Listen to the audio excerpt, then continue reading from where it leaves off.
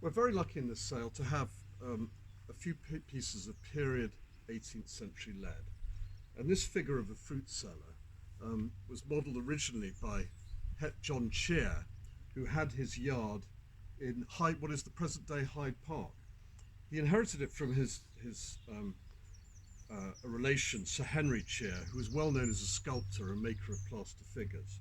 Um, Lead in the 18th century was originally considered to be a poor man's material because a lot of the output was of classical figures which were painted white to make them look as if they were marble pieces that had been brought back by noblemen on a grand tour of Italy.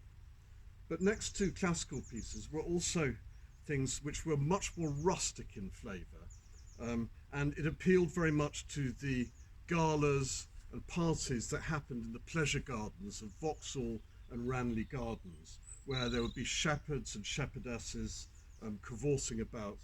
And this fruit cellar is a rare example from that time. Now, we see a lot of lead in our business from the late 19th and early 20th century, which basically is copies of 18th century lead. And the reason 18th century lead is so rare nowadays is that figures were always fixed with iron rods running up through their legs and set into a stone base. And you only needed to get one bit of moisture in there. The rust on the iron would make it expand, and then inevitably the figure would fall over.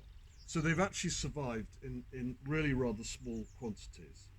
We've got an estimate of 5 to 7,000 on her, and she may originally have had a sort of boyfriend, if you like, maybe in the form of a shepherd, but a charming example of 18th century rustic lead.